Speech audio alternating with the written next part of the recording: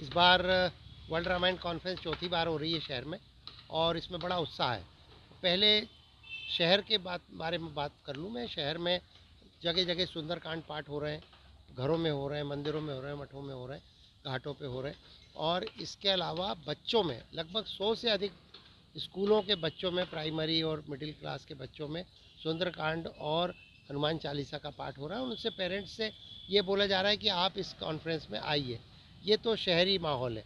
और भारत भर के लिए, बच्चों के लिए, कॉलेज के स्टूडेंट्स के लिए एक मायरा, हमारे जो कॉन्फ्रेंस की इस बार की थीम है, पहले सॉफ्ट पावर थी, उसके बाद डिप्लोमेटिक रिलेशंस थी, उसके बाद अभी इस बार जो है मायरा नाम दिया उसको, मेकिंग यूथ रामायण एम्बेसडर।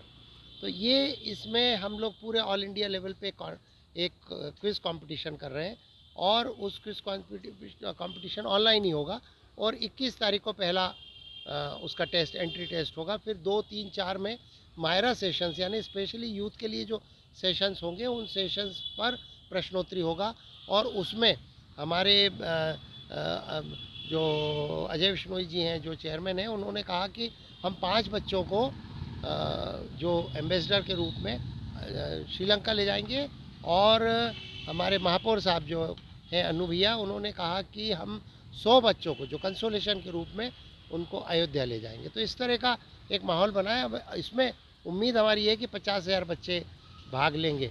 इसके अलावा वर्ल्ड रामायण कॉन्फ्रेंस के जो मुख्य कार्यक्रम है, जो कॉन्फ्रेंस है, उसमें विदेशी 18 एकेडमिशियंस आ रहे हैं और 20 भारतीय जो रामायण पर विभिन्न शोध कार्य कर रहे हैं वो लोग आ रहे हैं। तो ये विश्व का सबसे अनूठा और सर्वश्रेष्ठ रामायण पर एक कॉन्फ्रेंस है। हम लोग देखते हैं कई जगह कॉन्फ्रेंस होती है तो रामलीलाएँ होती है, कल्चरल एक्टिविटी होती है। ये हमारे 4 प्लेटफॉर्म पे कार्यक्रम है। एक कल्चरल है, स्पिरिचुअल है, जिसमें अभी रामभद्राचार्य जी आना तय हुआ है। उसके अलावा लिटरेरी है और एकेडमिक है। और इस बार हम लोग डिप्लोमेटिक कार्यक्रम भी चाह रहे हैं कि डिप्लोमेटिक प्लेटफॉर्म भी खुले। तो श्रीलंका से, थाईलैंड से, मॉरिशस से एक बड़ा डेलीगेशन आ रहा है और पूरा हम ये चाहते हैं पूरा शहर उस समय रामायणमय हो।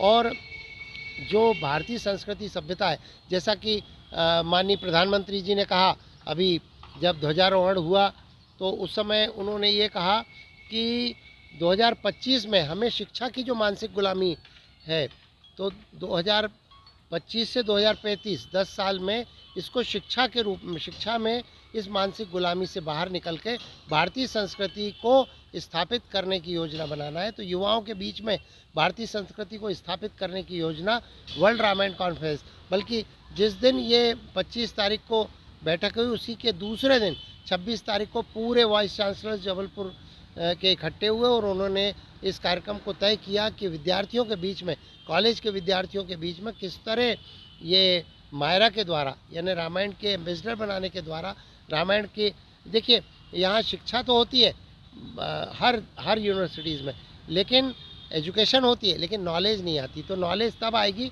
जब हम भारतीय संस्कृति के बारे में गूढ़ अध्ययन करेंगे और उनके बारे में कम से कम स्पष्ट तो करें विद्यार्थी। ये विषय को लेते हुए कार्यक्रम है।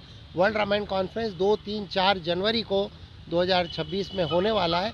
और इसके लिए पूरी नगर, विशेष रूप से आपको ये बताते हुए मुझे हर्ष हो रहा है कि ये जो कार्यक्रम होगा, ये इसमें सेंट्रल गवर्नमेंट, स्टेट गवर्नमेंट और हमारी नगर प्रशासन, जिसमें अन्नू भैया विशेष रूप से इसको कर रहे हैं और दिन रात मेहनत करके प्रोएक्टिव होकर काम कर रहे हैं। तो क्विज में क्या क्या पूछने वाले हैं बच्चों? क्विज में रामायण के ऊपर जो प्रश्न है वो तैयार रहेंगे और बेसिक बुनियादी प्रश्न पूछे जाएंगे और उसके द्वारा फिर उसके बाद जो सेशंस होंगे दोपहर में, उस पर आधारित प्रश्न होंगे।